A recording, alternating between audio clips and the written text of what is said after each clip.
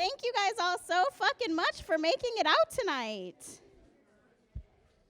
We haven't had a Thursday this packed since Sam Talent was here. I had no idea that Shannon Foster was going to pull a bigger crowd than Louis Katz.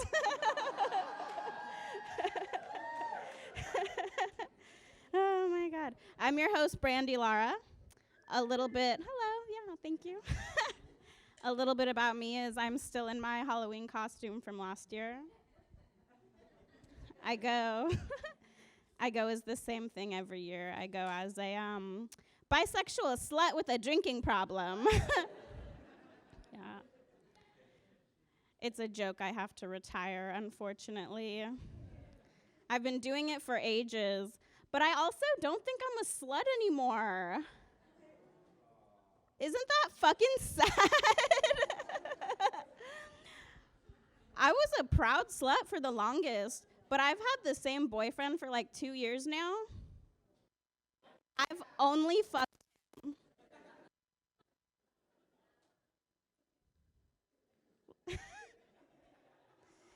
When I was in an open relationship in my 20s, in your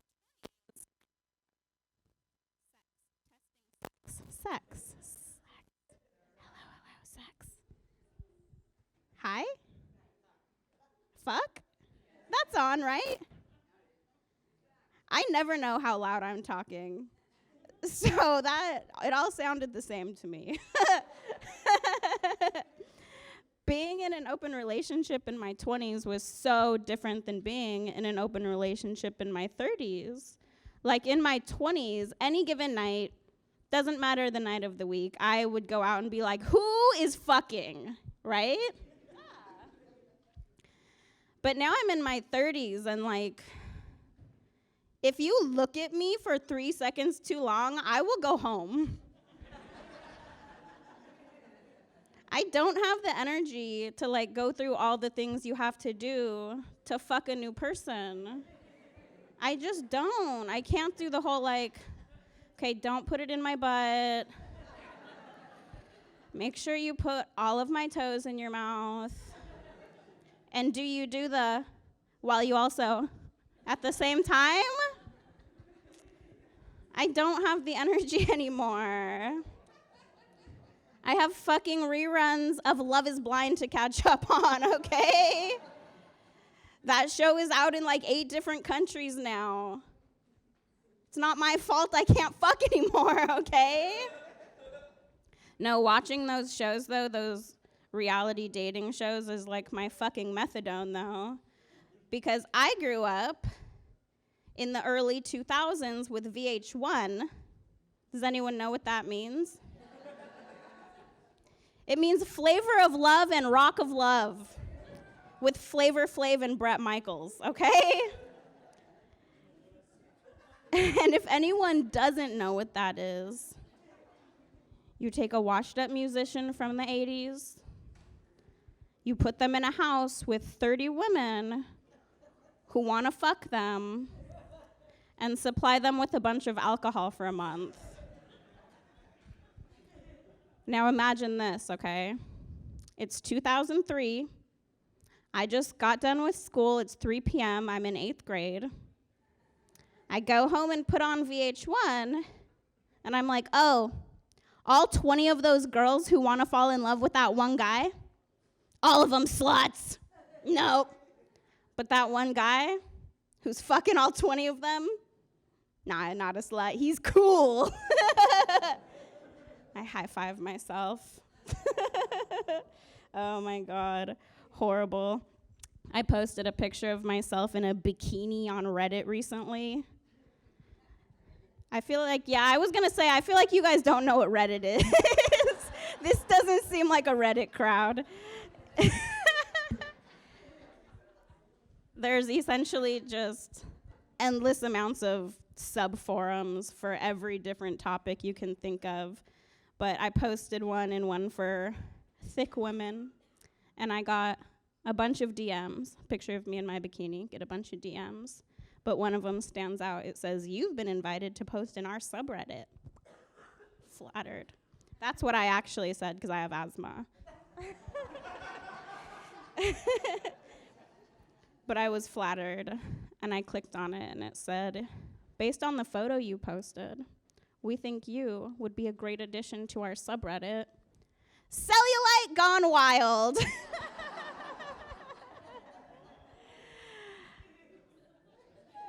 But it didn't have enough people in it, and I need way more fucking attention than that, you know? Are you guys ready to get this fucking show on the road? We have a very, very special treat opening up the show for us. You've seen him on HBO.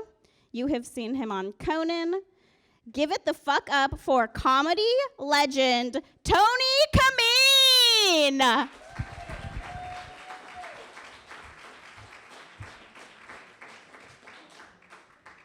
How about for Brandy, everybody, huh? I'm not very good. Keep your hopes down.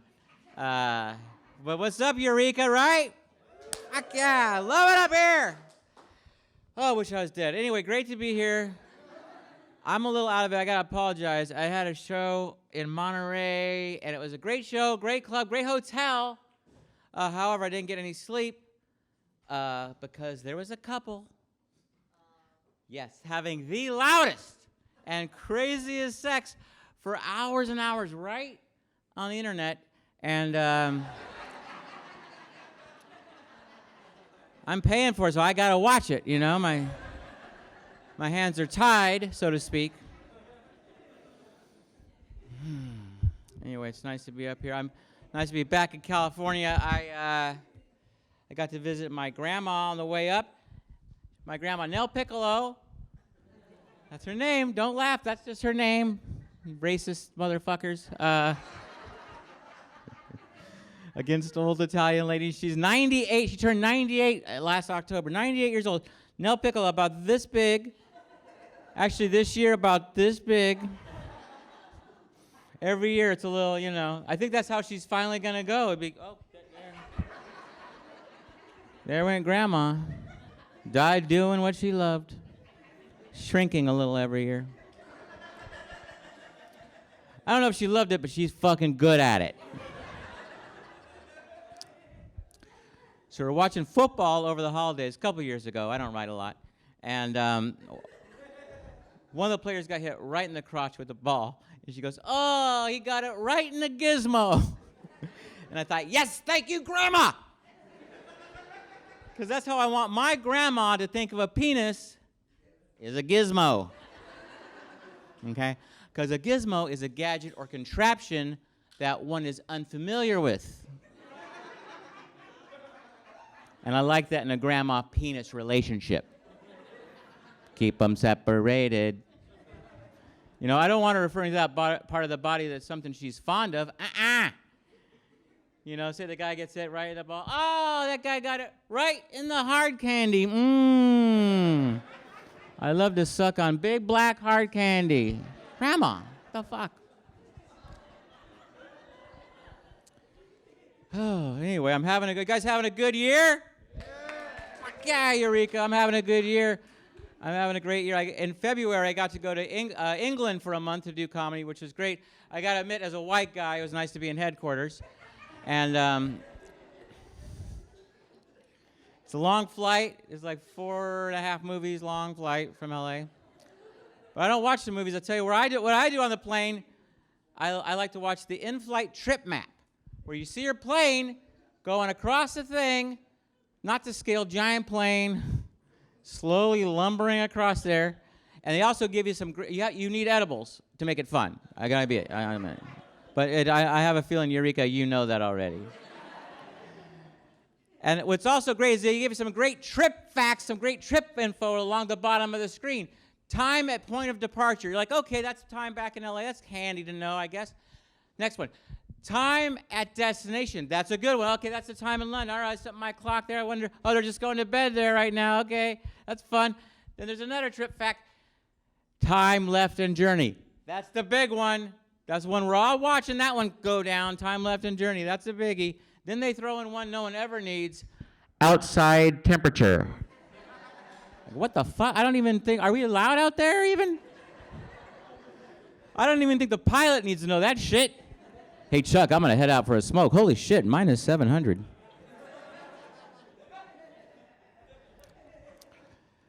But yeah, London was fun. My wife came and joined me. And we went to Camden Market, which is a real big tourist area, you know, and they had a lot of food stalls and stuff.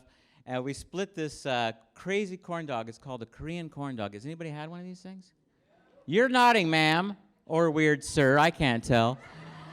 Welcome to California. Where'd you have yours? Oh, I'm sorry. What's your name? Heather. Where'd you have yours? Arizona. Okay. Different state. That's crazy. Was it a fair? Was it just? Oh, Arizona. They make them, huh? They do a variety of them. And what was on yours?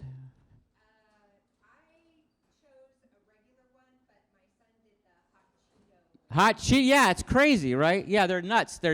Our corn dogs are healthy compared to these things. Because it's not just the corn dog sauce; it's a cheese in the middle. Mine had like French fries glued to the, not glued. However, they food stick things. I'm not a doctor.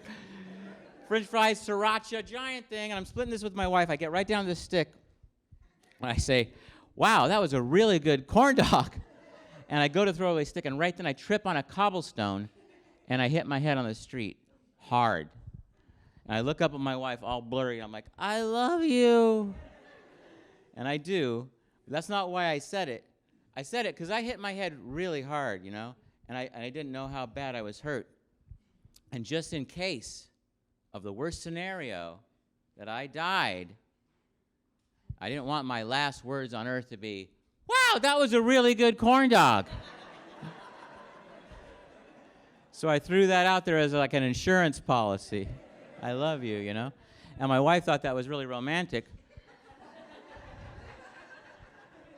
But what she doesn't know is I was still talking to the corn dog. Because that shit was good. That shit was good. And I can't have food like that. That's a real treat, you know? That's when you're in England or you're visiting treat. Because I'm a big fat kid, up and down my weight all my life, and I was real fat a few years ago. My doctor, get this, my doctor told me I had a fatty liver. I thought he was just being rude. I'm like, well, you have a fatty wife. Look, buddy. But that's what it's called, immature diagnosis, if you ask me. Because I was all fatty. I don't know why you're picking on my liver. You don't call me, oh, you're just a fatty guy, or use some obese term, but my liver was fatty. It's fun just to say fatty liver. It's kind of fun. Anyway, so now at my house for dessert, true story, true boring story. Dessert at my house is almonds and dried apricots. Yeah, it's fun. It sucks. Come on over. Help yourself. Bring some bullets. I'd rather chew on those. It's horrible. You know, and we used to get fresh apricots, and fresh apricots are great, but we wouldn't get to them in time sometimes, and they'd spoil. You don't want to waste food, so you guys, we started getting these dried apricots. And the genius of dried apricots is all the good fruity juiciness has been sucked out and removed for your lack of pleasure, and you're stuck chewing on what tastes and feels like a mummified human ear. These boring dried apricots. We call them Trump ears because they're orange. That's only, just because they're orange. That's really it. It's only because they're orange. It's not political. It's just, oh, they're orange. They kind of look like an ear. And then there's almonds. Hey, everybody loves almonds, right? Almonds are great. Almonds are a superfood. But you know what almonds aren't? Dessert. Almonds aren't dessert. Almonds is what you get if candy fucked wood. Okay, that's almonds. That's almonds. In a nutshell.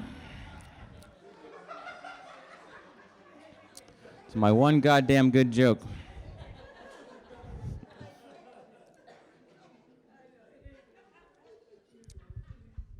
You guys are fun. Yeah, fat and skinny all my life, and I did lose a bunch of weight. I'm still fat. Look at this shit.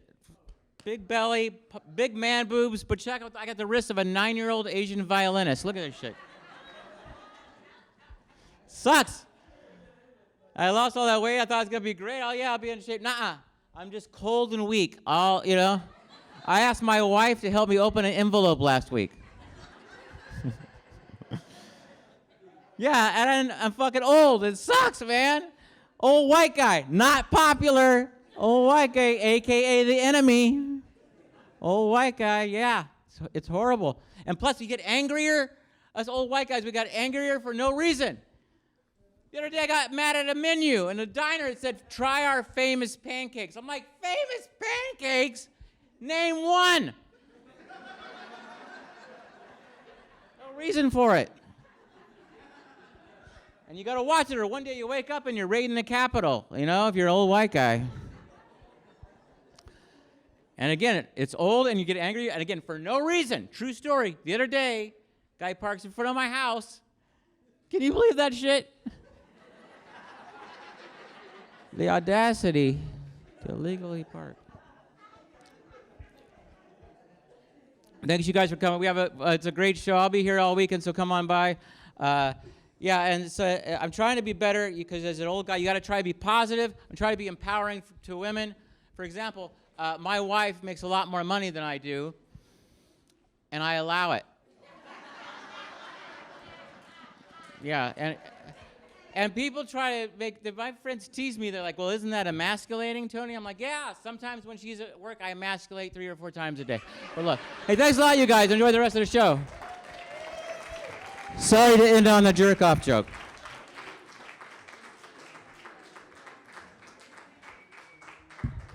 Keep it fucking going for Tony Kameen, you guys. What a special treat. If you enjoyed that 10 minutes, he will be here headlining tomorrow and Saturday, both nights at 9 p.m., so do come back.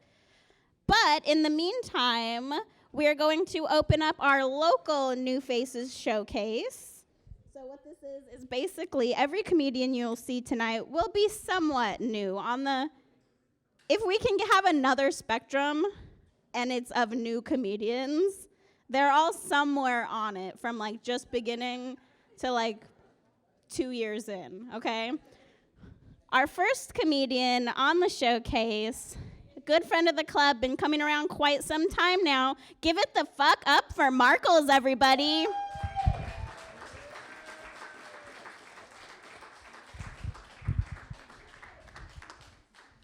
Hey, everybody. Yeah, my name is Markles. That rhymes with sparkles. And I'm going to have a birthday in 2 weeks from today, October 3rd. So if you go to markles.humor on Instagram, check that out, and you can get an invite to the party. So, yeah, I rode the bus over here. I don't drive. And, I accidentally secondhand smoked some meth at the bus stop. Yeah, and I'm a mouth breather, too, so I got to say it tasted tingly. But, I wasn't mad at the lady smoking it, though, because she lives there.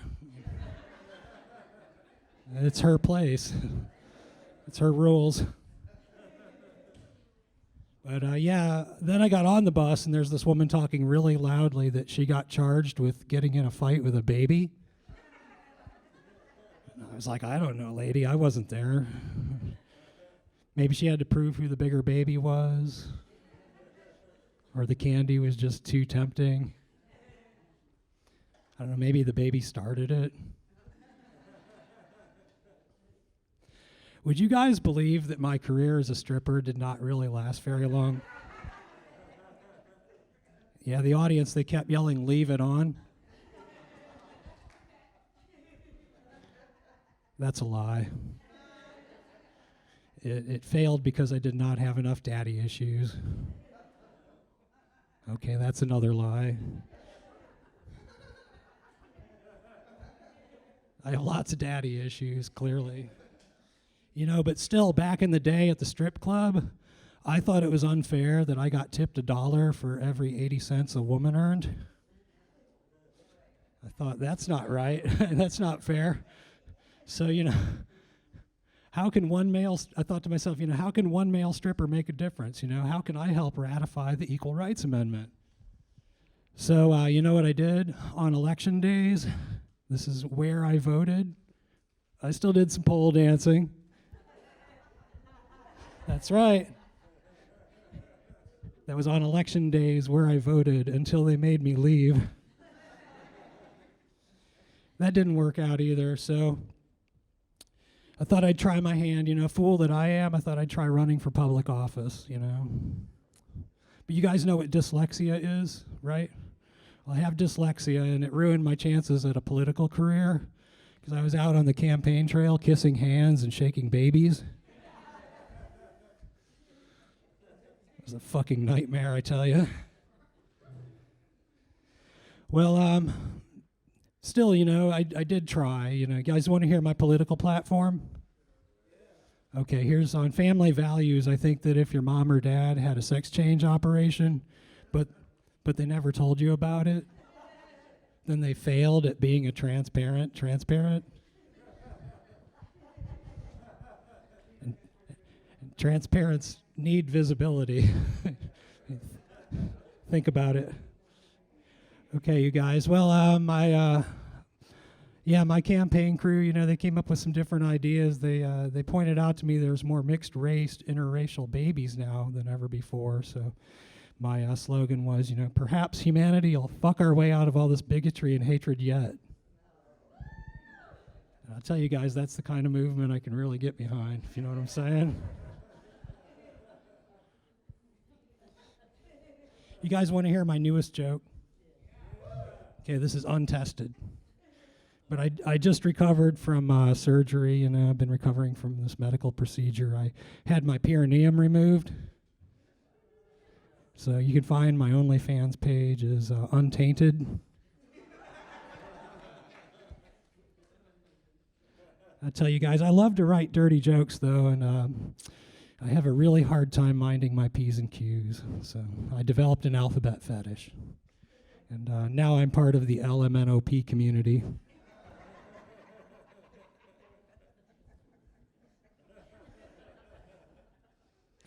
You guys are awesome. Thanks for coming out tonight here. I've been doing this 16 months thanks to Savage Henry, Chris Durant, to everybody here, to all the comedians. It's been wonderful. Let's welcome back to the stage Brandy Laura.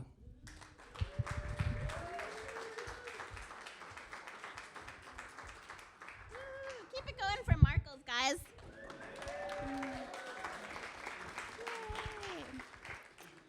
Coming up next to the stage, possibly the only new person on the New Persons Showcase.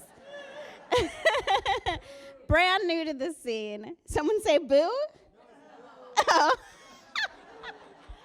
Oh my God. Coming up to the stage, we're getting to know him, we're getting to love him. Give it the fuck up for James Richards, everybody.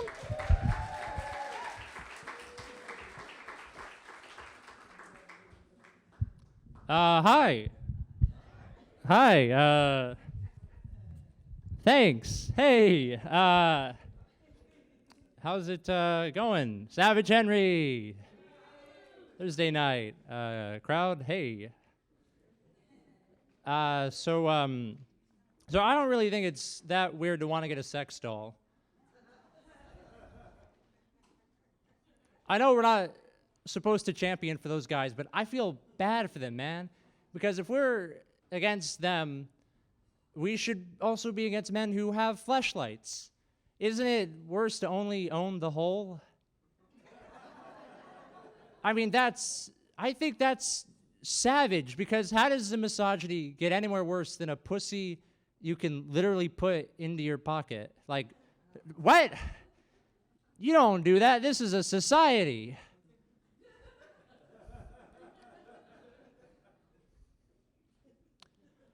Pocket pussy, that's the name of it. It's written on the side with like a trademark symbol. It's a pussy you can carry on the go. Like, dude, no, get a doll instead. Because a doll is, it's got tits, couple arms. So, okay, I can sense some of you aren't with me on this. What's so bad about a doll? Anyways, it doesn't have to be gross always. Like, I just feel we have this really, like, negative idea. Like, if I fucked a doll, you don't know what I'm thinking about. That could be my wife. I am pleasuring my partner. I am eating her plastic pussy out because I want her to enjoy herself. Yeah, that gets me off. So who the fuck are you to sit there and judge me for having a healthy imagination? Because you jerk off to porn. Porn is disgusting. Most porn is about broken homes. And that's my childhood sweetheart that I married, and now when nobody's home, I fuck it sometimes. Why? It doesn't, who cares? So back off, all right? Leave me and Valerie alone. I don't own a doll. We broke up. Yeah, I wanted kids, and you don't want to know how more expensive those ones are.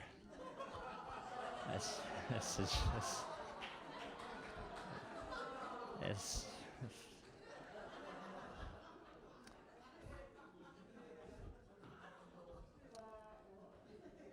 But anyways, so I got invited to a baking party recently. I got invited to a baking party, which is how I found out I'm friends with too many women. Has this ever happened to you? Because I feel like as a mostly straight guy, there is a limit. And, when you're being co-opted into creating carrot cake, I feel like you're really towing the line between regular guy and, what are you doing? What's going on? You experimenting? What? Not that baking is that gendered. It's not. Baking is, all right, so just, because, like, anecdotally speaking, I've never broached banana bread with the boys, but hold on, most women I know bake. So these are the numbers. I know it's upsetting, but, we have to face the reality. All right, so, friends with a lot of women, friends with too many women. Some of you may be thinking, like, I have pull. Maybe none of you are thinking that. But I don't, they're just all gay. They're all incredibly queer, and it sucks. They're so pretty. And look, you got to get over that fast. Don't hang in there. That's not cool. It's not a good look. It's sad is what it is. And I've never done it. I've done it, but you don't want to, like, all right, so that's what's, you know what I mean? Thank you. Have a good night.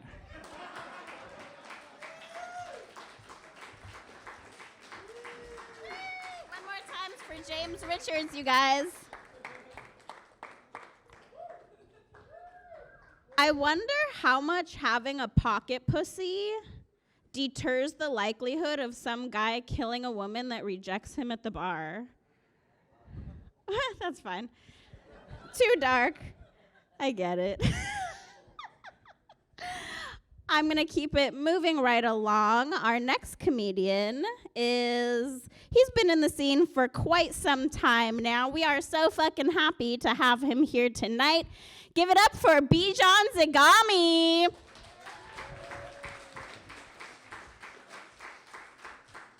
What's up, Savage Henry? How we feeling? You guys having fun? Let's have some more fun. Normally, like most crowds, I'm a little judgmental, but like most of y'all are Shannon's friends, right? This is gonna go over great. My name is Bijan Zagami. I know the high people on the audience are like, is that Dijon on salami? This sounds good. Like a spicy sandwich. But I'm more like a sandy witch because I'm Persian and Italian. like a sandy witch. My dad's Persian. There's no W's in the Persian language. So it'd be like Bijan is pronounced sandy witch. But I'm Persian, Italian, and I gotta keep talking about that, right? This is like the two cockiest fucking races in the world. And also the two loudest and hairiest races in the world. Yeah, we know. And horniest.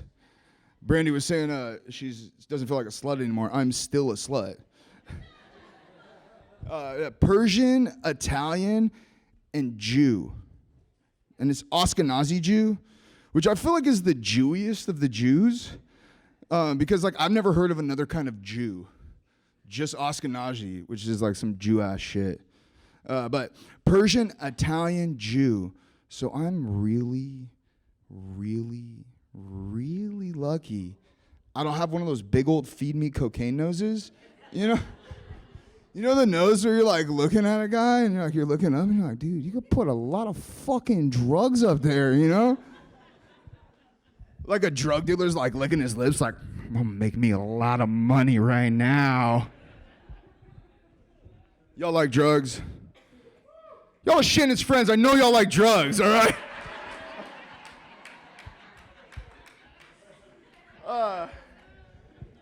So like, you know, have you guys seen that movie, speaking of drugs, you know, not that I know anything about drugs. But you know that there was that movie Cocaine Bear? I was like, holy shit, they made a documentary about me?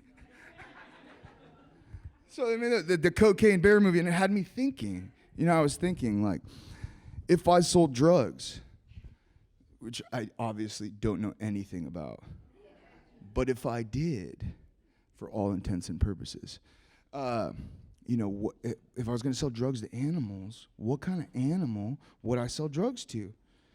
Obviously, a whale.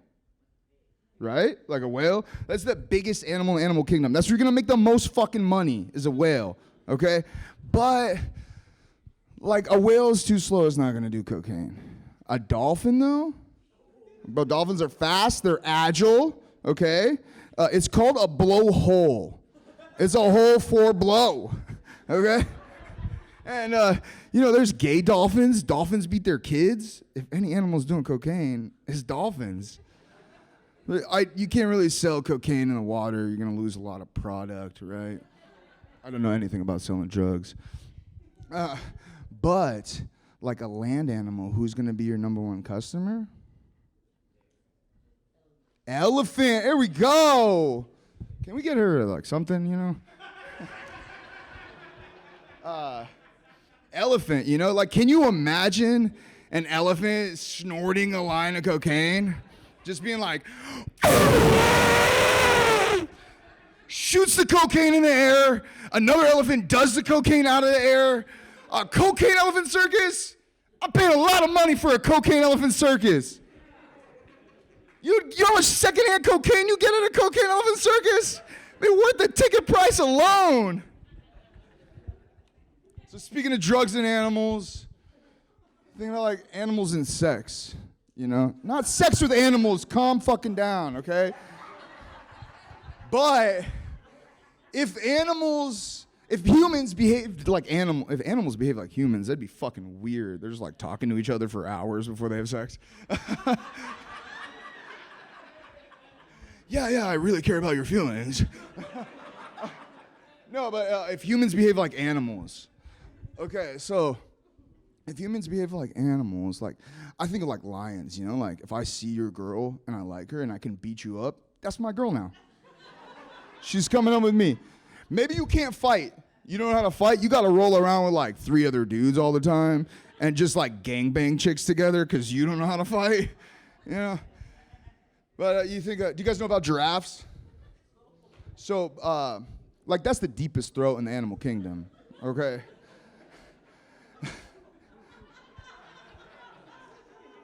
You ever think about how long it would take a giraffe to throw up?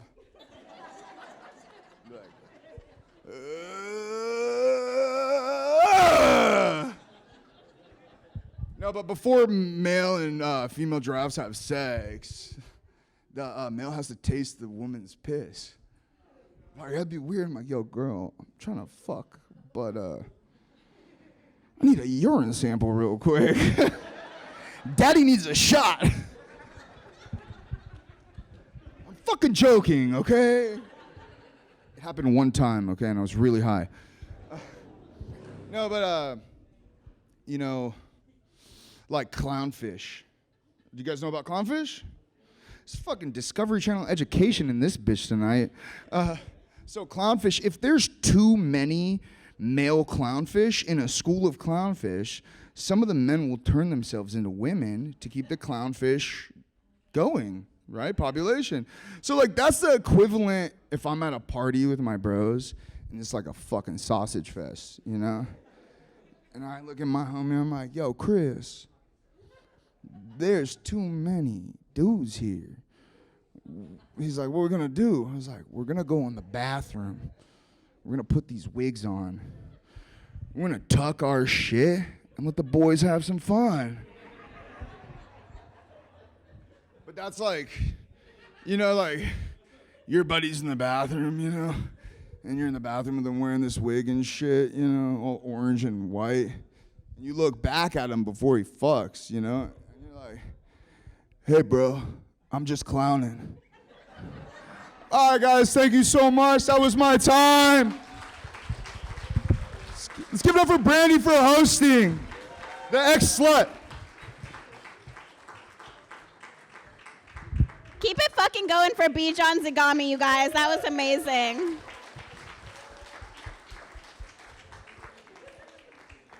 Somehow feel smarter and like filthy at the same time after that.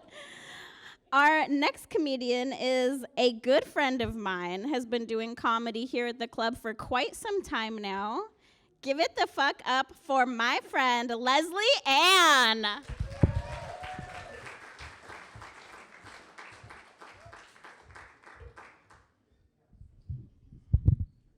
Hi. Thanks for coming out. I'd like to thank Shannon for bringing the crowd. Yeah. Good job. God knows I don't have any friends to invite to this place. So, thank you. It's nice to have a crowd. I recently took a CPR first aid class. Anyone in here CPR first aid certified? Good for you. Good for you. You can save lives, but not all the lives of the people in here who would need it, because not enough of us are certified. I have to have a certification. I've had it for like 24 years. So I've taken the class 12 times. You know, take it every 2 years, right? And it doesn't really change. And I've taken it from the same instructor for the last 6 years. So now I am, you know, I have fun with it a little bit. But this class was, it was interesting. She switched it up. Usually she does first aid or CPR first and then first aid second. First aid is pretty boring. Today she switched it up, and we got to watch these videos and see these really gruesome pictures of injuries, compound fractures, skin peeling. It was disgusting.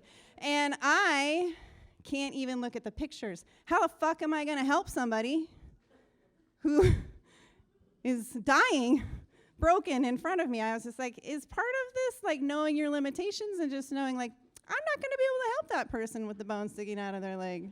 Because, yeah, I couldn't even look at the picture without wanting to pass out. So I learned that about myself today.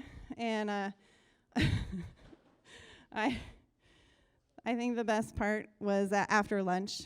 That's when we did CPR, and I had just eaten. And, you know, I have a healthy digestive system. You know, the one where, like, you eat and then poop, right? That's how mine works. So I ate, and then we're getting ready to start. And she's like, all right. She's got all the mannequins out. She's like, we're going to practice the chest compressions. And my body goes, my colon's all like, hey, guess what? It's time. And I was like, this is not the time. This is not the time. So it's like, you know, this is what it's like at CPR class. You're on the floor. And imagine doing chest compressions for 3 minutes while pinching your sphincter so tight to keep that little turtle head from popping out. That was me. I learned that I can do chest compressions without shitting my pants. It was a successful day. It was a successful day until I started crying at the Tom Hanks clip. She showed a clip of Tom Hanks getting like first aid, and he was crying, and I couldn't handle it. Anyway, that's when I knew I am menopausal. I was curious, a lot of weird shit happening, but I knew right then. I was like, yep, you're going through menopause, Leslie. It's your time. It's your time. Totally lost my place. Good thing I wrote notes. I was going to try not to use them, but this is New Faces, so I can get away with it because I don't really know what I'm doing. Right? That's what we're here for. That's right. That's right. I learned another thing about myself this evening. So I like to get high. Unfortunately for me, my skill set, the skills I use to be a responsible adult, are not enhanced when I get high. I actually I don't know how to adult when I'm high. So I saved that time for after work, And so I got high after work, and then I went to go pick up some food. And I was super chatty with the chicken waffles truck guy. Super chatty. So friendly. And I was driving home, and I was like, dang, Leslie, you're really pleasant when you're high. Not high Leslie does not talk to strangers. She does not smile at people. She doesn't laugh at stupid jokes, and she certainly doesn't like small talk. But hi, Leslie. Yeah, bring it on. How was your day? Great. What are you doing? I don't know. I was having a great time, and I was like, wow, that's an interesting thing to learn. But it is unfortunate that I can't be high all the time because, I'd be a lot more fun to be around. I met a guy. I was out with a friend, and somebody that she knew walked up, and she introduced us. And the first words out of his mouth were, "Oh, she looks like a Karen." And I was like, that tracks. Yeah. I mean, I wasn't high at the time, so that fits. I am the daughter of a Karen. Literally, that's my mom's name, and she is the judgmental bitch that we all know and love from the internet, raging at store clerks. Anyway, she's so Karen, she doesn't even have a middle name. My grandparents didn't want to dilute her capacity for righteous judgment by giving her two names, so she's just Karen. It's a good time being the daughter of a Karen. It's super fun as the Karens get old and start losing their mind. I get to go visit my mom in hell in 2 weeks. She lives in Indiana. And not fun Indiana, podunk, middle of the cornfields, Indiana, where people have not Trump signs, they have Trump banners hanging on their porch. Yeah, it's not my place. I don't belong there. Anyway, I am the daughter of a Karen. It's really terrifying when she shows up unannounced. Does that happen? I'll be just minding my own business, going for a walk, and then all of a sudden, somebody really needs to trim that hedge. What the fuck? Who said that? Oh my God, that was me. And that was my mother coming out of my mouth. It's fucking terrifying. The genetics are strong. I have to be vigilant. I'm a little disappointed that there weren't any dick jokes told yet tonight. Yeah, I know. There'll be some, I'm sure. But usually there's a lot. It's been a trend lately. So much so that it got me thinking, what would the world be like if the vagina was to women what the dick was to men? If we walked around talking about our pussies the way men talk about their penis, or the way they value their penis, or the way their penis like tells them who they are. Like, would we be measuring our pussy lips and comparing them? Would we be bragging about how the tight, wet pussy can make a guy come in 30 seconds? Are these the conversations we'd be having out in the world?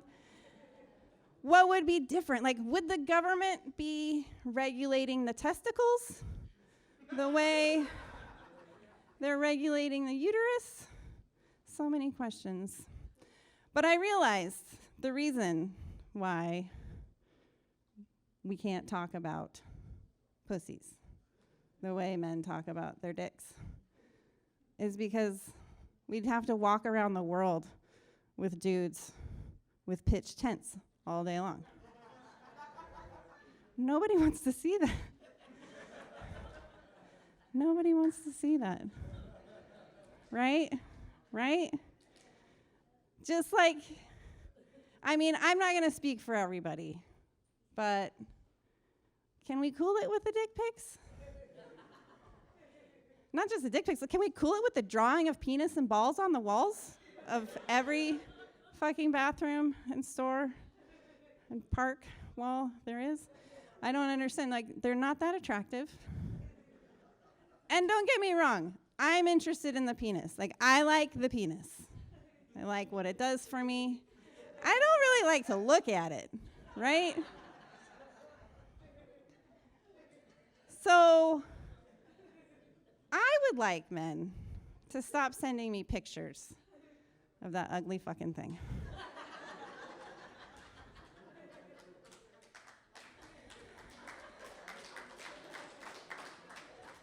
And what I'd really like is for men to send me a description.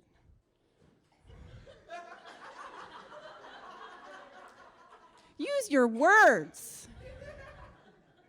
Tell me how it feels. Is it smooth? Is it a little rough because you jerk off with a dry hand and a calluses? Like,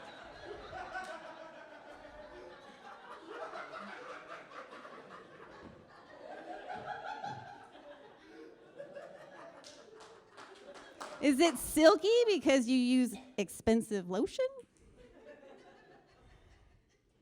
You know, how's it gonna make me? Is it a little crooked? Does it do a little twirl? I want the written description. I mean, I'm a reader, so like I get off on that one, you know. I read more porn than I watch. But that's just me. I think it would be more fun. I'd be way more interested. I mean, you'd get me. Like, we just met and you just send me a description of your dick. I'm not, unlike the dick pic, which will make me go, ugh, come on. The description of like, what it feels like, what it's gonna do for me, all the things it's gonna make me feel. Like, yeah, all right. I'm into that. All right, you guys have been a great crowd. Again, thanks, Shannon, for bringing all the people. I'm glad somebody around here has friends. Give it up for yourselves. Give it up for your host. I'm Leslie Ann. Keep it going for Leslie Ann, everybody.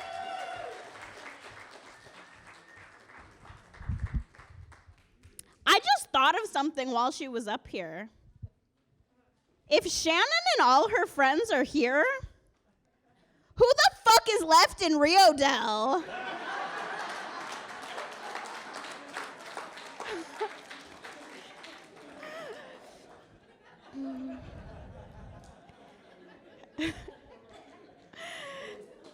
Keeping it moving right along, we have another not so new face. We have the host and producer of X. It is a weekly show here every Friday at 7 p.m. where comedians each get 10 minutes. Give it the fuck up for Top Santa Little Star, everybody.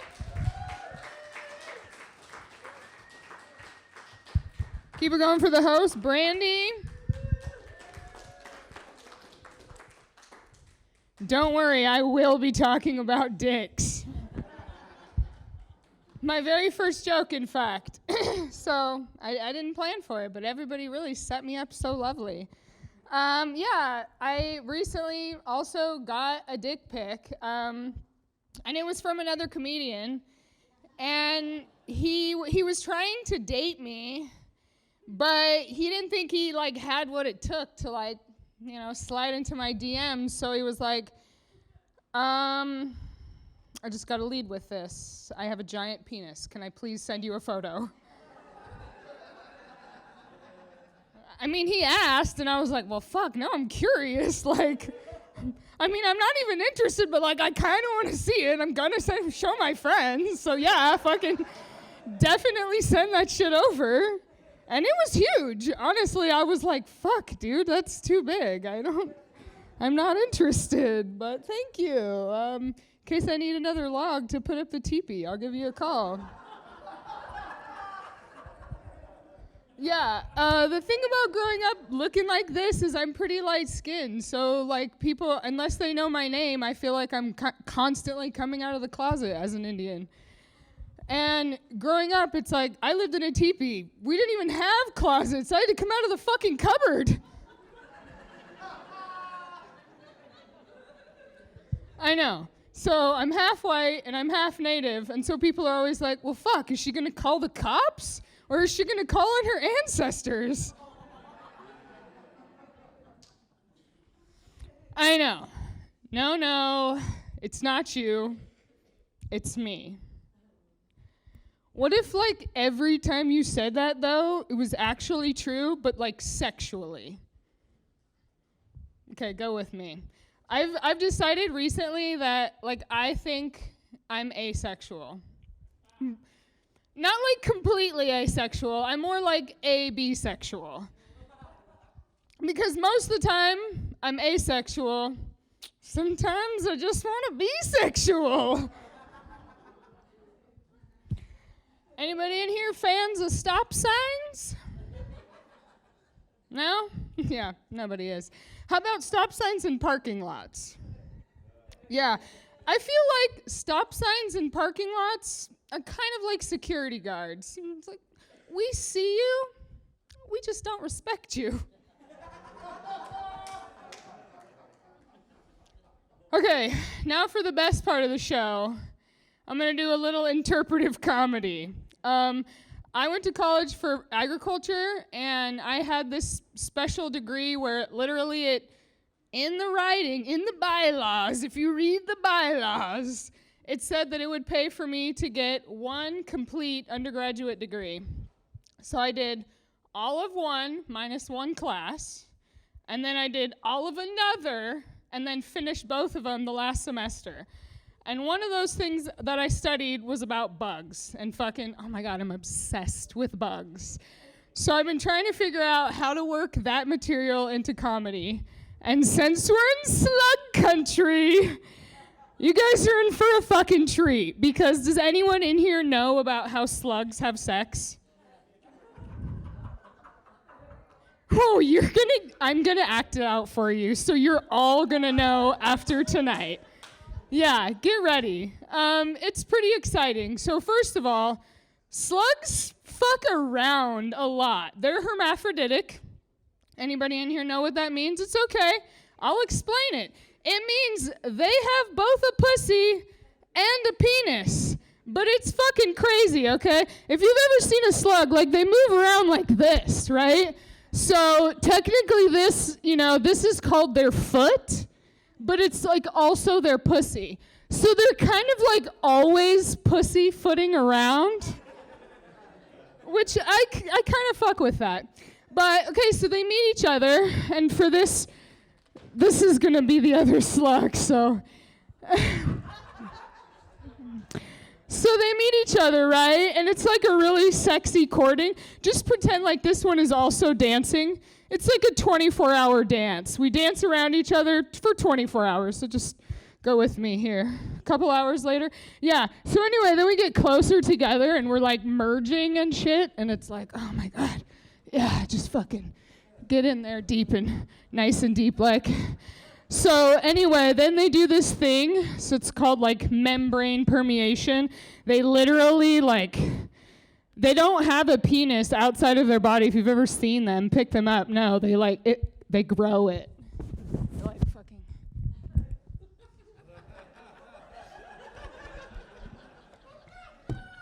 But there's two of them. Okay, there's two of them, right? So then there's like another one protruding back in, right? So it's, oh my God. And then for 24 hours, they just fucking, oh yeah, just roll around, just filling each other up, you guys, just like fucking pumping each other just full of some hot slug juice. Okay, I'm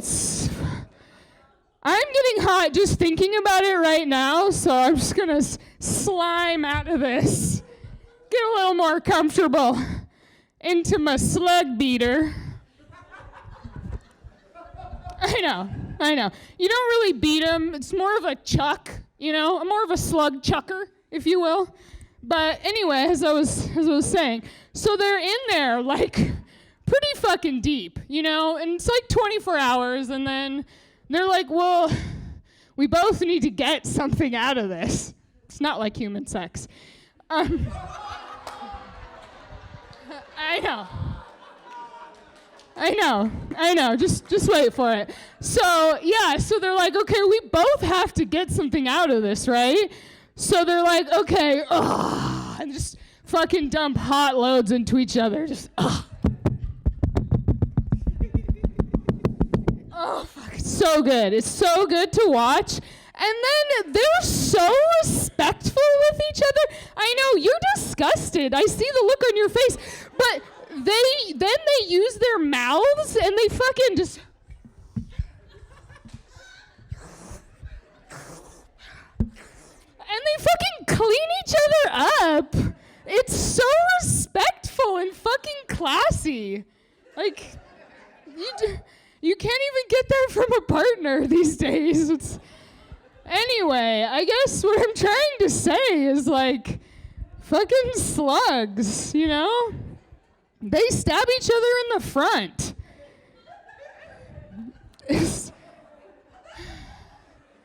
As a woman, I can really appreciate that. I just feel like more people need to pay attention to slugs. That's all I'm getting at. It's hot. It's pretty juicy. That's how snails fuck too, and they have backpacks on. So, you know, you should watch their mouths too. I don't know if you've ever seen like an up close. But really, their mouths are fucking fascinating. I have so much B-roll in my phone of slugs just... They use those little piercers in their face and they grab their food, shove it into their fucking mouth, and I'm like, why can't I have an extra pair of tits? It's just fucking feeds the food in there.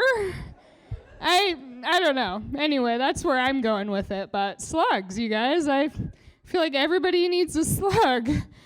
So, anyway, if you need any more facts about slugs or, you know, pussyfooting around, you know who to call. I'll be here all night, and every Friday at 7, I have my show, so come out and learn more about other insects fucking, because it's hot, usually. So, speaking of pussyfooting, let's bring your host back to the stage.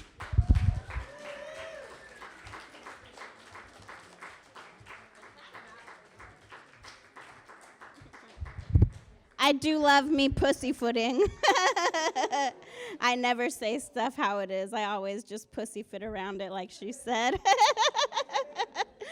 Let's go ahead and bring up our next comedian. He is a good friend of the club and good friend of mine. Give it the fuck up for Chris Capernary, everybody.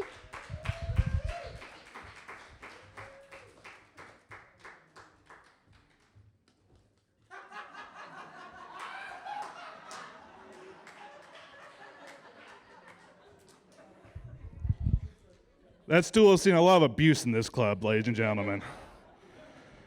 Oh. Fucking how you doing, everybody? Give it up for Brandy. Hosting is a tough fucking job. Oh, man. I have actually been having a rough couple months. After 17 years, I finally quit smoking cigarettes. Yeah. Yeah, you clap, but it was necessary to have some kind of an inhibitor on my budget, all right? Like, been ordering way too much DoorDash lately. Way too much. Spent a bunch of money on a comic book about time traveling vampires. And then I spent $170 on a stupid fucking hat. Yeah. If you want to know what makes this hat $170, one, it fits my big ass head. Two, it's made out of bomber brown leather. And three, it is the only known 100% effective birth control. For those of you who didn't laugh, thank you, but I ain't pulling no bitches in this hat. Come on. Now, I've been doing comedy for about 1.5 years now. You know, I moved up here to Humboldt County, been enjoying the weather, if nothing else. And when I came up here, I helped my uncle move. He was going down to Las Vegas. I was coming up here. And he gave me a family relic. It was an old black and white photo of my great-great-grandfather's sailing ship. One of the last versions of sailing ships. Like, you know, they had a metal hull at the time, but, you know, they hadn't figured out steam engine, put that on the back. Wasn't quite there yet. And listen, I'm white, I'm 36, and I don't watch football. So history's my shit, all right? Family history, even more so. And I found out that my mom had a bunch of letters that my great-great-grandfather had written his wife, written my great-great-grandmother. And when I was going through there, I found a photo, and not only was my great-great-grandfather a ship captain, but he was a one-legged ship captain. There's a photo of him with a crutch. He went around like Long John Silver, Treasure Island style. Then I kept on reading and found out he lost it to fucking diabetes. Oh, I was ready for a magical pirate adventure. Instead, all I got was the sound of a ticking time bomb in my thyroid. I mean, you know, it couldn't have been like a shark attack, a cannonball, a disgruntled fucking cabin boy, something, anything. No, I had to be descended from Captain Blackfoot, terror of the seven seas candies. A lot of people in this crowd have diabetes worries, I have a feeling. Hitting a little bit too close to home, aren't I? You a church-going crowd? No? No? Can I see a hand for Jesus? Anybody go with us on Sundays? All right, you're my people then. That's cool. Yeah. Yeah, no, my mom went to 8 years of Catholic school. And so she raised me militantly atheist. Yeah, the nuns literally beat the Jesus out of her, folks. And if it wasn't bad enough, I mean, had my grandmother who at home would get her after her with the Hot Wheel tracks and just get her on the back of the legs and send her to school that way. And the nuns actually called her in. And they went, Mrs. Lotzie, this is unacceptable. You have to hit her above the skirt line. It's a real turnoff for Deacon Diddles when he sees those bruises. Yeah.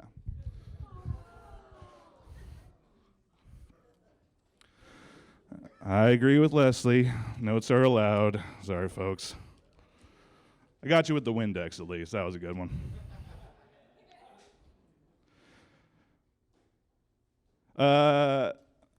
But, you know, all in all, raising me atheist was kind of a big brain move on her part. Because, I mean, what was my teenage rebellion supposed to be? Maybe God is watching? No. But my aunt, being the little sister, loved to fuck with my mom. You know, she'd sneak me out to midnight mass and shit. Yeah. And one time when I was maybe about 4 years old or so, she turns to me and she goes, "Christopher, aren't you going to pray before you go to bed?" And I'm 4 years old, so I'm like, what the fuck ever, lady. All right, sure. Get down on my knees in front of the bed, you know. Jesus, please bless Mom and Grammy and Grandma and that bitch that's sitting there watching me right now. And I started getting self-conscious, even at 4 years old. So what did I do? Safety blanket. And as I'm sitting there continually giving literal lip service,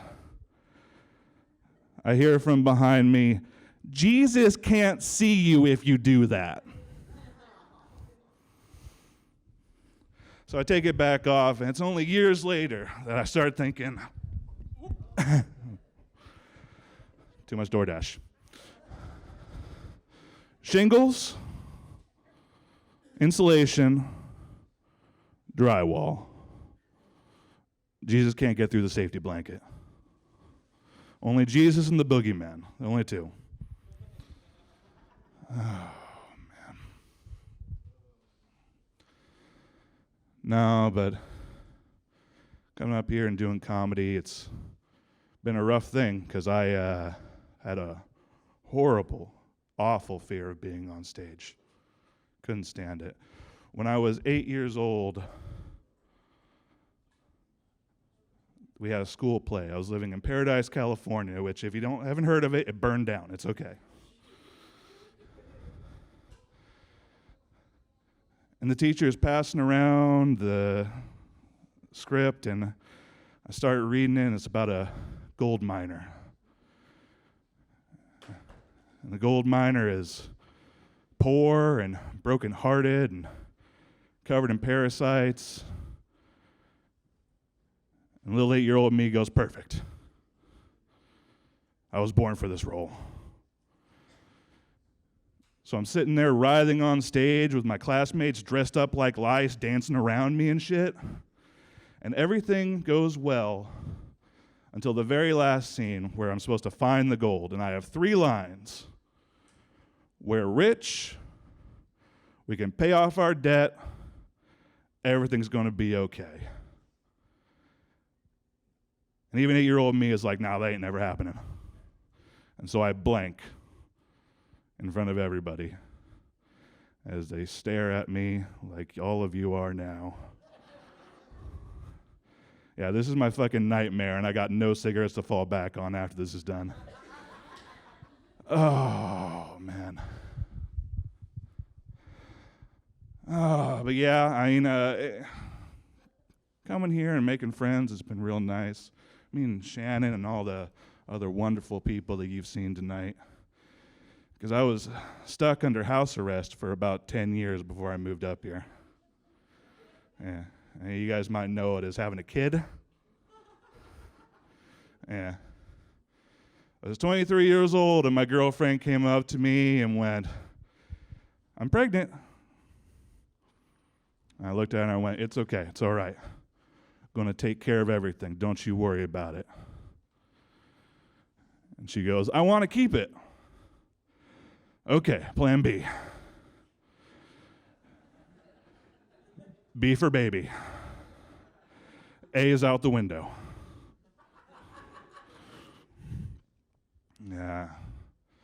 Yeah, no, someone mentioned they had a hot Cheetos corn dog. Who mentioned that? One of you two over there? Yeah, no, that was hot Cheetos were her her craving, her pregnancy craving. And which is all fine and good until you pair it with morning sickness. Yeah. Yeah. Then every single morning going to the bathroom is like the elevator scene in The Shining. This poor girl's laying there in bed. I'm just coming in there with some plain toast. Red rum. Red rum. A lot of you people in the back aren't laughing, neither does she. Yeah. But I don't want you guys to think that everything, went well, everything went smoothly. I found out that she was actually sending nude photos to her ex-boyfriend. Yeah. But you gotta remember, one, we were poor, and two, it was 2013. So I found this out by going through my own phone. Bitch didn't even log off Facebook. Yeah, the day came and the baby came out, and the poor little thing had hip dysplasia. If you guys don't know what that means that when there's a C-section and the doctor hauls the baby out like a fresh trout, it tends to do bad things to her hips. And so for the first 6 months of her life, she was stuck in a half body cast. Yeah, I was the only one big enough to be able to cradle her head and have the cast go on either side of my arm. So, it was my football. Go around the house all the time. Oh, football, come on. Yeah. And then, one day,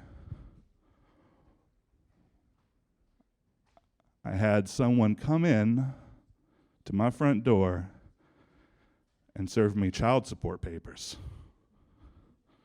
Yeah, that's right. Taking care of her, taking care of both of them, she wanted child support.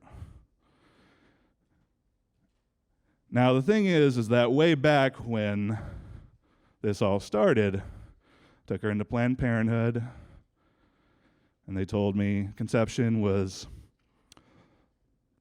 somewhere between 39 and 41 days ago, and we had been together for 38. Stupid me, I'm just like, oh, well, margin of errors can have margin of errors. But I get pulled into the court, and the judge looks at me and goes, well, tell me, when you hold the little girl, does she smile at you? And I held my tongue, but all I could think of was, she smiles when she shits herself. This is not a fucking paternity test. Yeah, so I did. I asked for the paternity test. And turns out wasn't mine. Yeah, it's a rough thing. Thankfully, my ex kind of solved that problem. She went and joined a mariachi band. Yeah, she played the postpartum maracas. The baby survived. It's okay, guys. It's all right. I even arranged for the adoption. I passed the football. It's all good. But no, now I'm up here mortifying you fine folks. And much like the guy you saw, Tony, at the beginning here, I know that if I ever do want to actually become a comedian, I'm going to have to go on the road, but I don't know about you guys, but I fucking hate travel. Oh, no, I'm not wearing sandals, so you can't see my hairy ass feet, but let me assure you, I am the world's largest hobbit. Okay, home is where my food lives. That's where I like to stay. But as some of you who haven't been laughing in the back can probably guess, I have a day job. And travel is sometimes necessary for work. Last time I went into the hotel, and it was a nice one, had like a little kitchenette and everything. It was one of the really nice hotels, had like silverware you can steal and shit like that. Yeah. And I go into the bathroom, and inside in the bathroom they have two dispensers. One says hand soap, and the other one says body lotion. And they have a box of tissues right underneath the body lotion. Yeah, they knew what fucking time it was, guys. It's time for the second best activity you can do in a fancy hotel. I was about 3 strokes in when I realized it was icy hot. Yeah, someone was having a real fucking giggle at my expense, ladies and gentlemen. But you know what? The thing is, my great-great-grandpappy, he was a ship captain. I come from a long line of explorers. And so to you, the folks of Eureka, California, I present the jalapeno popper. Everyone, please make it loud for Brandy and soon enough for Shannon. Come on, let's go. Almost there. Home stretch. Hey everybody, it's me, Brandy Laura. How you doing? Hi. No, we're an entirely different porn category, me and Brandy. I'm probably more on the twink side. All right. No, I'm Porno Mooney. You guys having fun tonight so far? You guys having a good night here at Savage Henry Comedy Club? All right. Oh, that's what I like to hear. Okay, we're gonna have a lot of fun. Our last comic here. Boy, do I love her. I'll tell you just a tiny bit about her. You know, funny thing, my dad, he's one of the top heroin dealers in the country, and so Shannon loves my dad, knows my dad very well.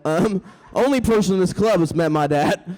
No, but truly, I do feel like a taste of home whenever Shannon's around. Her jokes are amazing. She's one of the funniest people around, and that's distinguished. She actually is the #1 comedian by the North Coast Journal. So let's give it up loud. Let's give it up good. Everybody. The hilarious, the illustrious Shannon Foster, everybody.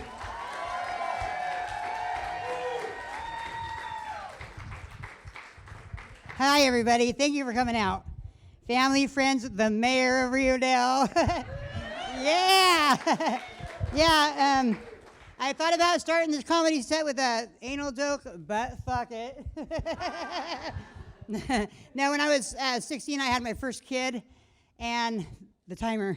And sorry, and I thought to myself, you know, like, how do I keep my thingy tight? So I told the doctor, not that I wasn't tight no more, but I said to him, how do I keep my hoo-ha tight? He says, well, you could do one of two things. He could do 2 Kegels, which I am doing right now, or you can get Benoit balls, he says. And I didn't know what Benoit balls were, so he explained to me that if you put them inside your thingy and you walk around, they make your muscles really tight. So when I left that doctor's office, I thought, I am going to be so tight. I got me 2 sets of them. The problem with that was I had to stand on my head for like 2 months to keep them in. So now, you know, those healing balls they have that make noise when you shake them. You know what they are, the healing balls?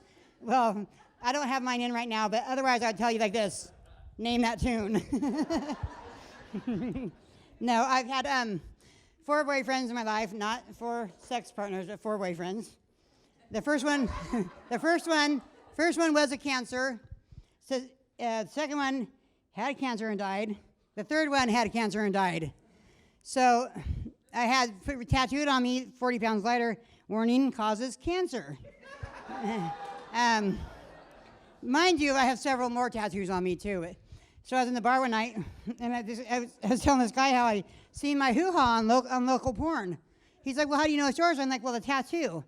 He's like, you got a tattoo down there? I says, yes. Well, I have a rat's ass coming down the my inner thigh. He's like, really? Well, he ended up going home with me that night. He comes up off me and he says, you ain't got no fucking tattoo. I'm like, oh my God, my cat must have ate it. He says, but, you know, he says, I see that you're a cancer. I says, no, I'm not. I lift up my fupa. And he says, warning, causes cancer. So, you know, hey, it is what it is. I've never been married. I did get proposed to once. I had a boyfriend ask me if I wanted to go to Reno and get married. I was like, oh my God, yes, I do. He's like, good, call me when you get back. I didn't. But that made me think, you know, I want to keep my hoo-ha tight for if I ever do find the right man. Yeah, you never know. So I had my front door boarded up and everybody's going through the back now, so it'll be really tight. My one boyfriend and I, I used to do a lot of drugs, but he one night I was on the phone with my sister, may she rest in peace, she'd be here tonight, but I was on the phone with my sister and we were talking, and earlier that day I was down on the river bar and I'd stubbed my toe. Okay, so I'm on the phone with my sister and I'm telling her how I was at the river bar, stubbed my toe, because I hit it, oh shit, I hit it on the stove, oh God, that hurt, I did it earlier at the river bar, stubbed my toe. I hung up the phone with her, and here comes my boyfriend through the front door. Who the fuck is Joe? I'm like, what? What are you talking about? He's like, oh, dude, I heard you out there. I had my ear to the window, and I heard you say you were at the bar last night and stuck the guy named Joe. I was like, dude, no, you're wrong. I said, I was at the river, I stubbed my toe. He's like, how do you think of him so fucking fast? I don't know. it was the truth. So, non-alcoholic beer, I don't get that shit. I don't drink no more. I'm clean and sober, but non-alcoholic beer, it's like a vibrator without batteries. It fills you up, but it lacks the buzz. I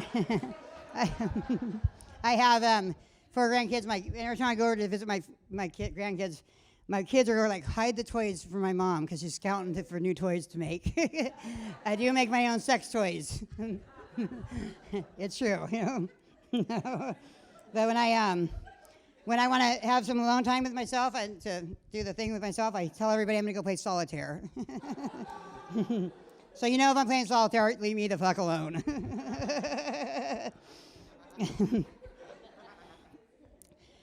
Someone once told me, if you find a job you like, you never work a day in your life. So that's why I became a professional cocksucker. You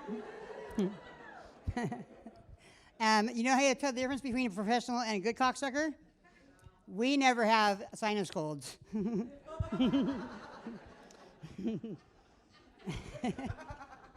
I started doing it for money, and I had 5 different kinds of blowjobs. I gave 5. Okay, there's a sliding scale. The cheapest one was number 1. That was called the opera blowjob. Well, I would go like this, and let him do all the work.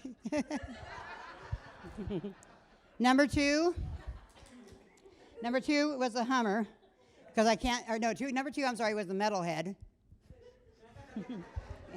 Yeah. Number 3 was the Hummer, because I can't sing, but I can hum. Ask anybody. Number 4, which I like myself personally the best, but not so popular, was the Scraper. Okay. All right, I take my bottom dentures out, and I just scrape the top of it a little bit.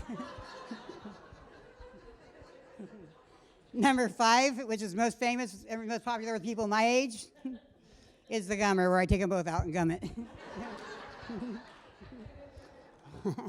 I obviously swallow, right? I had to give that up because every time I burp, I hear a baby giggle. That's all the guys want to see your children. So when my doctor told me that I needed to quit using meth, he didn't tell me my boyfriend had to. So I'd get high by proxy, 'cause like I said, I swallow.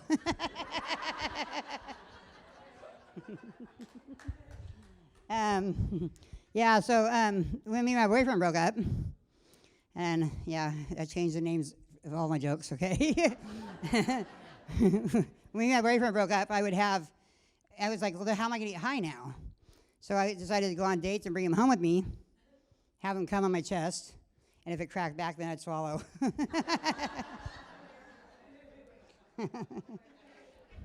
Plus, I got to tell you, I had to quit giving head for money because the family discount coupons were making me go broke.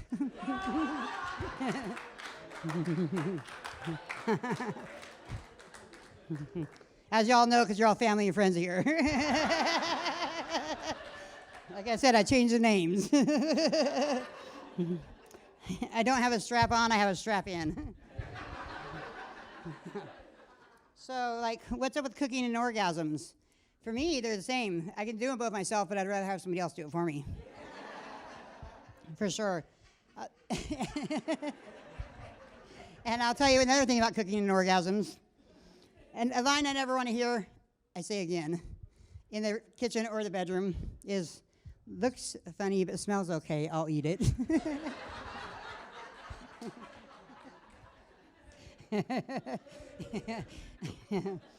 I once had this guy ask me to talk dirty to him. I'm like, dude, I don't know how to talk dirty. I'm like, let me ride that baloney pony. Fuck. I mean, I don't know. Then I looked at him and like, I don't know if it's what I said or how, the voice I used because his dick went limp, but I said, give me some of that baby gravy. It was done.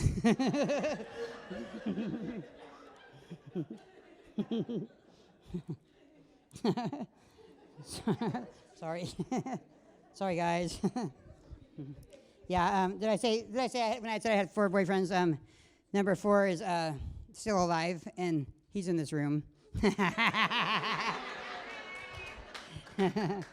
I would like to say he's the one that got away, but he actually rents a room in the house I live in.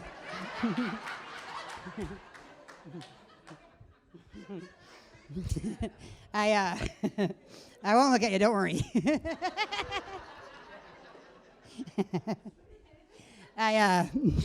Once a long time ago, I used to go to the bar a lot, so there was three times I remember really well at the bar. Pickup lines that like there was one guy walked up to me. He told me, "Hey, can I smell your pussy?" I said, "No." He goes, "Well, it must be your feet I smell." So.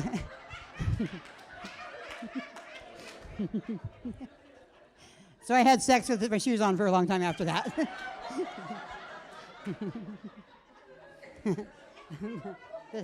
The second guy was like, "Hey, my dick is this big. My dick is this big."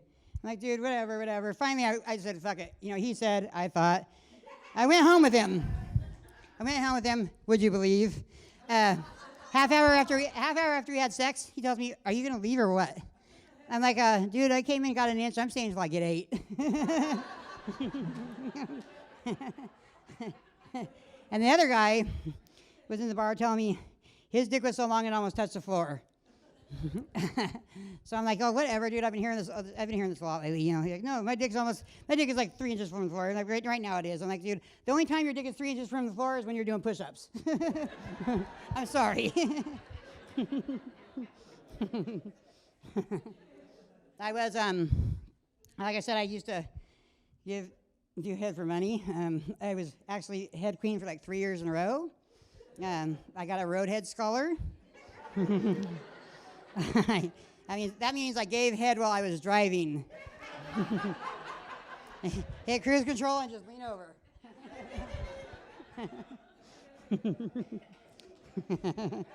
I got hired to teach girls how to give deep throat there at the college. It lasted like a day, okay? I gotta tell you, I'll be honest with you. These girls are stupid. I'm like, I'm like, dude, like, number one, you breathe through your fucking nose. I mean, you gotta get this, but you want me to teach you how to deep throat? Like, take a condom home, fill it up with water, however big you want your dick, freeze it, bring it back, and bring in we'll have Dixie cups here with warm water for you. So I had them take their frozen dicks out, and I was trying to get behind him, breathe through your nose, and this bitch is like all, So I threw the hot water down her throat so it melts so she wouldn't be choking on it, and the bitch almost drowned. So I got fired. Like, you can't deep throat 2 inches. I mean, you could gag and make him feel good, I guess, but hey, whatever. If my ex-boyfriend would have done less nagging, I would have done more gagging. No, the guy that asked me to smell like pussy, he ended up being my boyfriend later. He's like, "Why you got your shoes on?" I'm like, "Dude, we were in the bar and you told me my feet, you can smell my feet." No, we were in the bar and I was like, "Dude, this guy over here, I think I want to take him home. I heard he's good in bed." And so I told my friend, I'm like, "Well, I'm going to tell him a riddle, and if he can answer my riddle, then I'm going to go home and fuck him." So I walked up to him and I'm like, "Hey, 6 times 6 is 36 plus 3 is 39. I can tell you the length of yours, but you can't tell me the depth of mine." 15 minutes later, he walks up and he's like, "Oh, bitch, 6 times 6 is 36 plus 3 is 39, but I can piss in your hole and you can't piss in mine." I'm like, "Let's go home."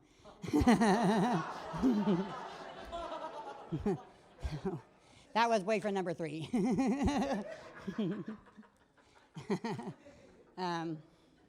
I come from a long line of also cop suckers. We don't lie to them, we kneel in front of them. No, that's gone out. They're not like that in Rito no more. We got the mayor in the house. No, they're not like that. They're not like that no more. Um, so this one boyfriend, well, I'm Italian, and I got a lot of hair, as you heard Bijan saying. We're hairy. So when I was in grammar school, the boys would tease me because I don't want a gorilla for a girlfriend. So like me and my cousin, her friend Regina, I can say her name because she ain't here. Went to her house and we shaved. We shaved our legs and shit. My mom was pissed. Well, I didn't know until later on, okay, so I'm hairy, so now I shave my face. I have to shave every day. So this boyfriend of mine, I won't say what number, he pissed me off. So I'm gonna fucking show him. So I let the hair on my chin grow out. I was like, come here, honey, let me suck your dick. And so I'm like all with my chin on his nuts. And I'm like, how do you like that? He's like, dude, that reminds me of my old Sally. I was like, well, did you like him? Like, I don't know.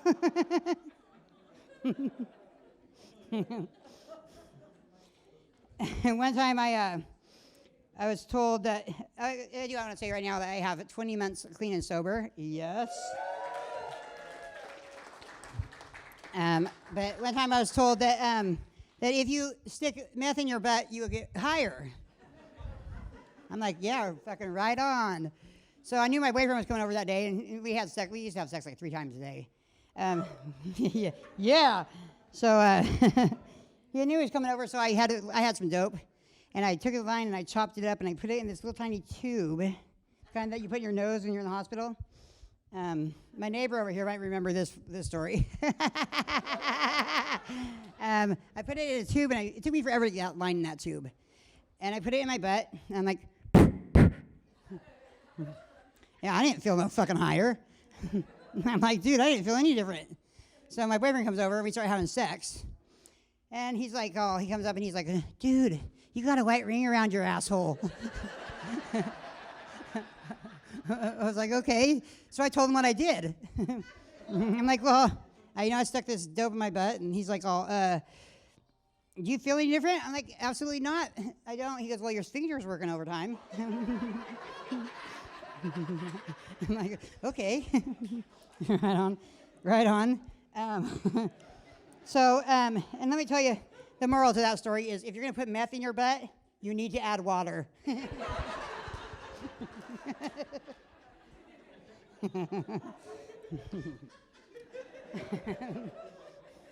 True story, really.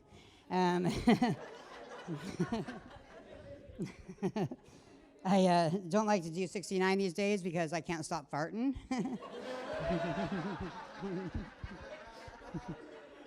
Maybe if I lost a little bit more weight, it wouldn't be so bad. I don't know. Or maybe it's just an age thing. I once picked up this hitchhiker. I was heading to Reading. And I picked up this hitchhiker, and she was cool, I thought, for a while. And yeah, and Chrissy knows this one. Sorry. I was going to pick up Chrissy in Reading, and I picked her up. She was cool, and anyway, this shit happened. Anyway, she's like, she didn't have nowhere to go, so I was like, well, I'm gonna head to Reading. You might as well go with me. You seem pretty cool. So we get up. We're like coming over the Weaverville Hill, and all of a sudden she looks at me and she's like, "So you don't recognize me?" I'm like, "Oh, you've been in my car for like 2 hours. What are you talking about?" She says, "No, I'm God's wife." And I was like, "Oh, really?" Because I've been fucking him for the last week, and I didn't know he was married. And this bitch snapped. I mean, she's like all, like all, what the fuck, bitch? She's like all, you better shut the fuck up now, because I got all my demons worked up, and if you don't shut up, I'm going to start shape-shifting.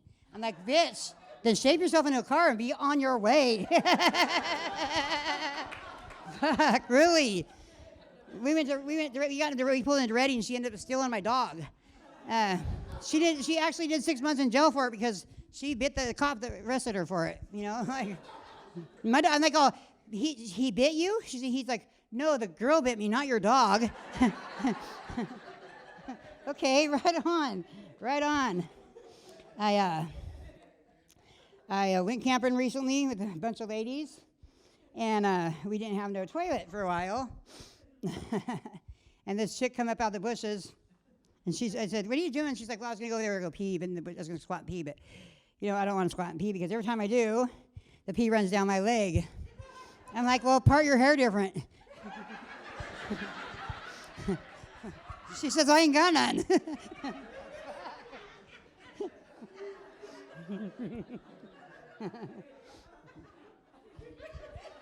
I have a male and female dog. I like to take my female dog for a walk when she's in heat because her hoo-ha is huge.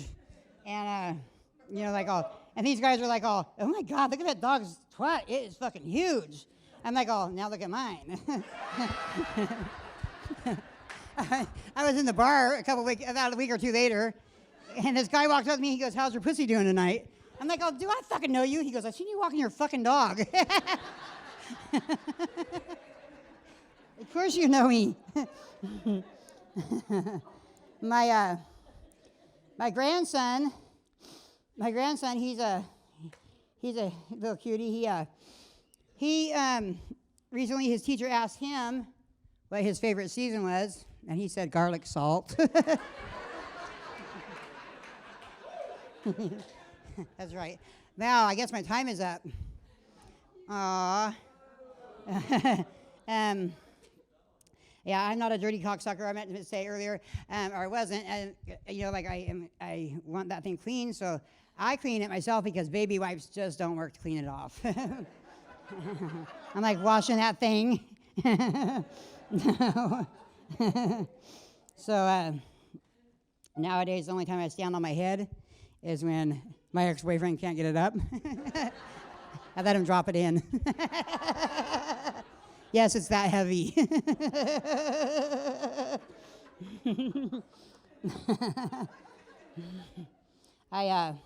One time, okay, so I'll tell you about my dad first. Okay, my dad used to beat the fuck out of me. Well, and my mom too, but he used to beat the fuck out of me, but he would tell me, every time he would hit me, he would tell me how much I looked like my mom. So I was thinking, dude, does he fucking hate her? You know, like, but hey, that turned out in the long run, it turned out great because he never sexually touched me. Well, don't get me wrong, he never sexually touched my siblings either. I'm just saying he never touched me because I look like my mom, and I fucking think he hated her.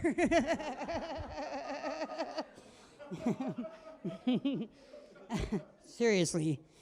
Sorry, Dad. Or Dad, whatever. You know what I mean over there. I got my wannabe half-sister in the audience. My wannabe half-sister mom, she's right behind you. Sorry. I said my wannabe half-sister. I want her to be my half-sister. I wanted Gary to be my dad, not Dave.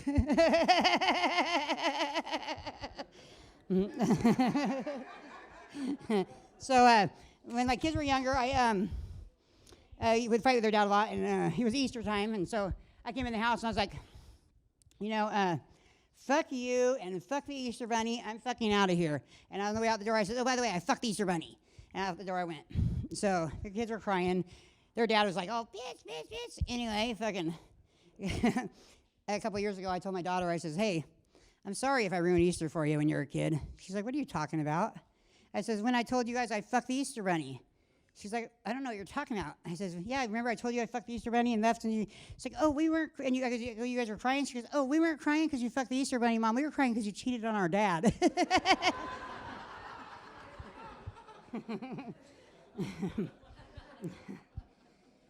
How about this one? You guys heard the movie Brokeback Mountain? Have you guys heard the sequel called Reach Around Ridge? No.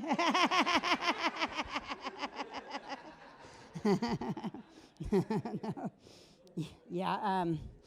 So keep going. Okay. So my boyfriend number 3, we broke up over bestiality. No, dude, I didn't even know what it meant when we, like he's like telling me, I went to this chat room called the dog room, and I thought it was women saying, hey, that's my man's a dog because, and it turns out they told me that they were people who had sex with their animals. I fucking swear, I looked at everybody who had a dog after that differently. I'm like, oh, dude, they have to be fucking their animals, I'm like, oh, I was not very schooled on it. So like, then he was getting these easy emails saying, here's the information you requested about bestiality, and I didn't even know what the fucking word meant. I was like, what, dude, I don't know what you're talking about. And then, he explained to me what it was. I'm like, oh God, people are just, that's wrong. That's wrong. Okay, each their own. So then my girlfriend, me and him broke up, because he's all accusing me of it. I'm like, dude, must be a fantasy of yours. Why do you keep accusing me of this shit? We broke up, and I was at my girlfriend's house, and she had 2 horses. She had a Clydesdale and a regular horse. And the Clydesdale was a male. And the vet was there that night, or that day, and I hadn't seen my ex-boyfriend for like a couple months. And the vet was there, and he was having a problem with his penis. So here she calls. She goes, Shannon, I need your help over here. I need you to hold his sheath up so I can clean his pecker. I'm like, oh, okay. So I get down there, and I'm literally like this. I'm holding it up, and here he fucking comes. He comes up there. He's just like, and like me and her started laughing instantly. We knew what he was going to say. So I walked over and we're done. He's like, so what do you do to that horse when they're gone? I'm like, dude, I ride the underside of it. Come on, really? You fucking really, dude? My sister, like I said, she rests in peace. She was a hypochondriac. I bought some medical books. Way back, the cure your own cure, whatever. Anyway, I bought these medical books, and my sister says, "Can I borrow one?" I says, "Yeah, you take it." Brand fucking new. She takes it. She gives it back to me in a week, and I'm like, I open it up. It's got pink highlighter, blue highlighter, and yellow highlighter. I'm like, so what the fuck is all this? She's like, well, the pink highlighter is shit that I think I have, and the blue highlighter is shit that I think my boyfriend has, and the yellow shit is stuff I think my daughter might have. I'm like, oh my God, Shauna, are you for real? You know how much I just paid for that book? No. So let's see.